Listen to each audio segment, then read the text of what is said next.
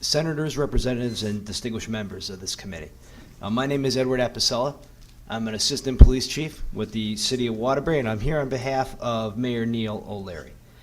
Mayor O'Leary apologized for not being able to attend today's hearing. He had standing commitments to testify in front of the Appropriations, Commerce and Revenue, and Bonding, and other committees here today. Today, the City of Waterbury offers testimony in support of House Bill 5555, an act concerning the Youth Violence Initiative. Currently, the Connecticut Judicial Branch exclusively disperses youth violence prevention funds in the forms of grants to Bridgeport, Hartford, and New Haven. This bill would also add the City of Waterbury to the list of entities already receiving youth violence prevention money. And we have some great programs, folks. We have a Police Athletic League PAL organization that has over 4,400 kids in it. We have a robust Police Explorers program, just to mention a few. And there's other partnerships within the city as well. So over the course of the calendar years of 2016 and 2017, the Waterbury Police Department has experienced a year-over-year increase in the total number of juvenile arrests. More specifically, a year-over-year increase in felony juvenile arrests. In 2016, the Waterbury Police Department reported a total of 684 juvenile arrests, and 108 of those arrests were for felonies. In 2017, the Waterbury Police Department reported a total of 714 total juvenile arrests, with 185 of those arrests being for felonies. For myself and other community leaders in Waterbury, the message is clear: more must be done to proactively address juvenile crime. According to the National Academics of Sciences, Engineering, and Medicine, it is known that the majority of adult criminals were involved in delinquent behavior as children and adolescents. For youth offenders in Waterbury, the risk of adult recidivism is compounded by the local gangs that cluster and recruit in high crime and low income neighborhoods. This only adds to the City of Waterbury to the list of towns that receive a Youth Violence Initiative grant, and it will provide critical funding needed to expand and create more effective programs designed to divert our youth from committing crime. In addition, it is the City of Waterbury's belief that an increase in youth violence prevention programming will reduce the number of at-risk youth who seek out gang membership. I thank you for your time and urge committee to support House Bill 5555. Mayor O'Leary and the Waterbury Police Department, including myself, welcome the opportunity to meet with any committee members to further discuss questions or details related to this. Thank you. Thank you. Any questions? Representative Cummings. Thank you, Mr. Chairman. Thank you, Deputy Chief Apicella. It's always great to see you. Good evening. Can you tell me a little bit about the repeat felony juvenile arrests that you're seeing in Waterbury? Have you seen an increase?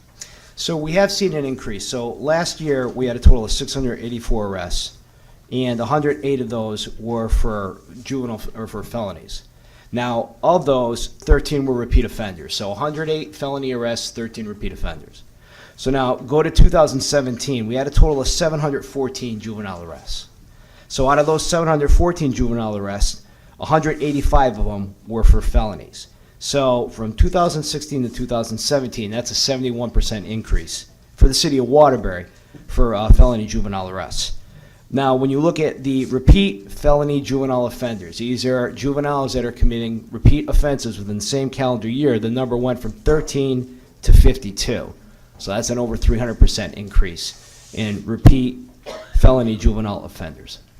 And my understanding is that the repeat juvenile offenders are engaging in behavior that is extremely dangerous and resulting in injuries oftentimes to themselves. Do you have any examples of that you could share with us? Certainly. So I know there's a lot of discussion about stolen cars, and I know stolen cars, it's not the joyride of what it used to be. It's not just a property crime.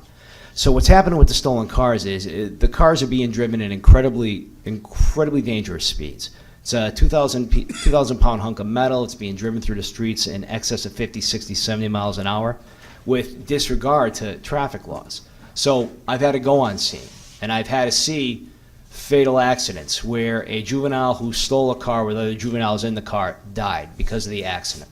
I've had to respond to scenes where juveniles driving stolen cars were involved in accidents where they ran away and they would leave someone near paralyzed or crippled. So I just want to put it in perspective, and this is something that we as law enforcement we're trying to deal with right now. Is it's not just the act of stealing a car. A car is a piece of property. It's what is being done with the car. And when we're really looking at it, we're not talking about the total juvenile arrests. We're not even talking about all the felonies. What we're talking about is the repeat juvenile offenders engaged in crime that's endangering folks. It's endangering people, more importantly, endangering themselves.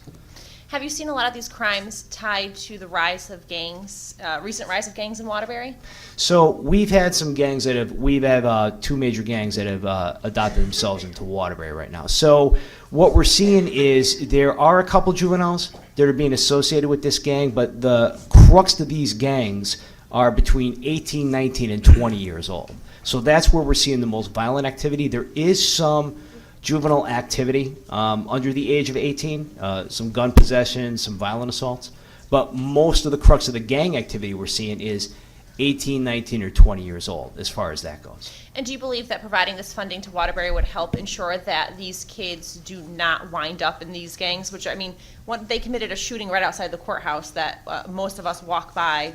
I was there a half hour before, and it's brazen acts that they're committing. I do agree with this funding. It will be very important. And like I said, we're pretty proud of it in Waterbury. We have a great PAL program. We have a great Explorer program. We have other partnerships, that we go to. So with the funding, we could get more programs. We could get more hours. We can get more into the school. We can involve more mentors and more police. So that's a big thing for this, this bill for us, to have access to that federal funding to make it more attractive. We want to make it more attractive for them to come to us as opposed to go to a gang or come to a city or a school. My understanding is that since the implementation of PAL back in 2006, Yes. we've seen the juvenile arrests in Waterbury go from 1,600 arrests down to 600. So I think that speaks volumes to what the PAL program does in making sure that kids have programming where they can go, they can feel safe, they can feel engaged with their community, and that they're engaged with their police officers. And that's what we're really looking for the funding for. Honestly, we want to get our hooks into it first. We want to get them to these programs. And to be clear, PAL's not just like athletics. We have computer training, we have mentorship programs, and then in addition to PAL, we do a lot of diversion in the city of Waterbury. We have what we call mediation in the schools. So if it's a behavioral situation where the police are called, the SRO sits down with the juvenile, sits down with the parent, and then it's just a mediation. It doesn't even go to the JRB. We also have our juvenile review board when it gets, a little more boisterous, when it gets a little more, disruptive, or the crimes get a little higher. So they get diverted to the JRB. And then finally, through our programs, if the juvenile does happen to get arrested, and they do make it to court, we have our Project Safe Neighborhoods. So our Project Safe Neighborhoods are multiple classes. We bring the parent and we bring the juvenile there. And with that, it's like a one-stop shop. So we give them anger management. We give them counseling. Do you need to get your GED? Do the parents need help? And I think, and that's a big thing for the parents, especially that Project Safe Neighborhoods, because oftentimes and not, what we're finding from the parents, what we're finding from our partners in DCF is the parents don't know what to do with these repeat offender juveniles. They're just, I don't know how to manage them. So they turn to DCF. And then it's an issue for DCF because, they don't listen to DCF. So that's why I think this funding will be huge for Waterbury. Well, I thank you so much for your testimony, and Waterbury is very lucky to have you. Thank you. Thank you.